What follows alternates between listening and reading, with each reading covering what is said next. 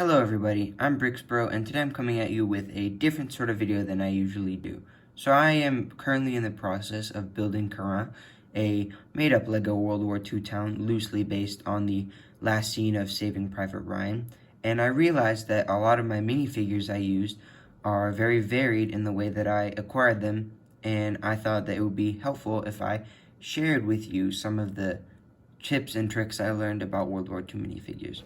So unlike LEGO Star Wars minifigures, you can't just buy them off the shelf. You generally have to either buy custom, or some of the other ways that I can show you in this video are ways that you can kind of cheaply get these minifigures. So first of all, what you can do is take an existing LEGO's minifigures. So over here, I have these LEGO Hoth Soldiers from LEGO Star Wars, and their bodies bit from the torso down are pretty much how they came. They came with this torso with dark tan legs, and then the head you would probably want to change based on your minifigures. I try to have varied heads just so it looks more diverse, but you would want LEGO heads, different LEGO heads, but you can have them any flesh tone you want. But these loosely fit World War II sort of directions, like especially this one has the sort of zipped up aesthetic, which really matches if they had like a overcoat on and did not have their arm and pouches like they have over there. And in addition, you also have this utility belt on this other guy, and that also looks pretty accurate. And then obviously you'd add the M1 pot helmet and weapon, which you can get for $2 total. And for $2, and probably minifigures already have, or like shown on screen, there are plenty of eBay listings with these minifigures because they came in battle packs, they came in lots of sets.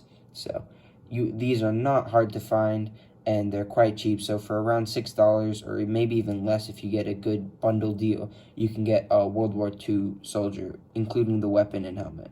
And some sites that you can do so are Brickmania, specifically, are the main retailer for brick arms in the US, and I don't know as much about foreign, but yes, for the US, I would definitely go for brick arms from Brickmania. Minifig Cat sells them in China, I believe, and other areas, and they have good weapons, but brick arms are by far the most accurate and fit the LEGO aesthetic. Just sort of simple, but also accurate, if that makes sense. So then, next is another LEGO Star Wars torso, but this one requires a bit of modification, and that is the Resistance Trooper. So you can see it looks like a Citizen Brick Ranger torso, which you can see on screen here, and you add dark tan legs, and the head you can keep the same, but you'd replace the helmet with the M1 pot helmet, and you'd replace the weapon with any sort of World War II weapon you wanted. And this is also a very good solution. It requires a bit more effort because you have to change out the legs, and so that's why I would recommend these ones primarily. But if you have a lot of these troopers, because you, like I was, you used to be into LEGO Star Wars, which is why I have so many of these guys, then you can pretty easily convert them into World War II US infantry. So that's these guys. You can also find them for very cheap. They also came in a battle pack and I believe a couple other sets, so you should be able to find them. Shown on screen are some of the sets that you can find them in. Similar with these guys in the previous scene, you should be able to see, or should have been able to see, links where you can buy those. But that's these guys. Lastly, I would, for Germans, you can make Fallschirm Yeagers. I believe old Indiana Jones sets, which you can see on here, have Germans, which you can just simply put on a helmet and give them a gun, and they're good to go.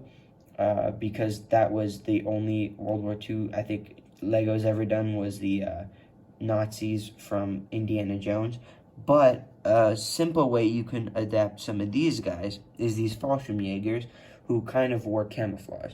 Now, this could also work if you just gave them a regular helmet, which I prefer. I just didn't realize that these helmets didn't look so good when I bought them. But nonetheless, I keep them on because they're a bit more accurate. But these Fallschirm Yeagers, This guy uses an old Rebel Scout torso from episode 6, and this came in a battle pack, so this should be pretty common. I added gray legs, so any gray legs, I preferred these Rebel ones that came in the 2016 Rebel Battle Pack, which have these pockets, because I just prefer them, and I think they look a lot better with the sort of trooper as a whole. And then obviously the head, I don't think you have to change, and then the weapon you give them and the helmet, and then they're good to go. So this came in a cheap set. These minifigures are pretty cheap and pretty common. Most people have them. And then the less common one is this guy, and it looks like he has MP40 pouches, which is why I gave him an MP40, similar to this one on this Wehrmacht Trooper. But I really like that this guy has his pouches. So in general, I would just say for LEGO Troopers, and sorry, I'm going off on a tangent, but you can see he has the helmet, the weapon, and then just great legs. You'd switch him out for the olive legs. So I would just say for all these LEGO Troopers, as long as you can source weapons and helmets pretty easily, you should have access to enough. And just look around your collection. You probably have stuff that would fit a lot of Rebel soldiers, fit a lot of different trooper needs, especially the Dark Tan and things like that. So now let me move on to my second sort of way that you can get cheap LEGO minifigures. Alright, so here is the other way that you can quickly and cheaply acquire these World War II minifigures. So I misspoke, I said LEGO minifigures, I meant LEGO World War II. So I apologize, but I was sort of tempting you guys when I was going over these ones. But these are minifigures where I just simply put on Brickmania sticker packs, which were hard for me to scrape off the little sticker sheet, but some other people will find it pretty easy. And as long as you put them on correctly, they look really good. They wrap around the side, so it's even better than custom printing. It's really hard to tell that it's that it's a sticker, but sorry about the light, but it looks really good. So it has even arm patches for these guys. This is if my camera focuses, I guess it won't, but it has arm patches on both sides for the Paratrooper Pack. The infantry does not, unfortunately, but the Paratrooper Pack, which I have on hand, does, and it looks phenomenal.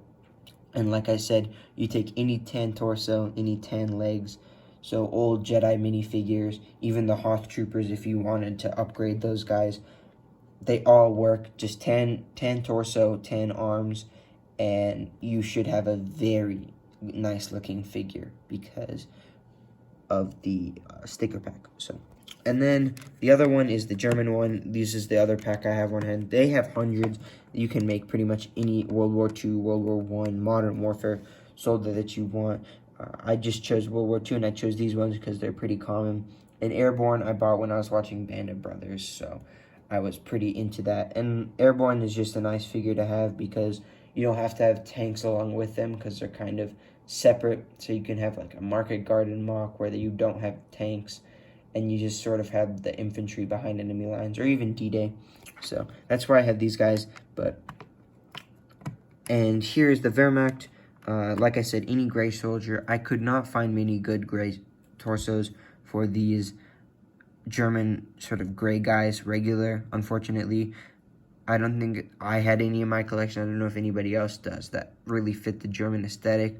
The Americans, it's a lot easier, but Germans, you might have to just buy the sticker pack or just get a bunch of Fallschirm Yeagers. But this one looks really good. These guys look great. The color even blends better than the Paratrooper Pack.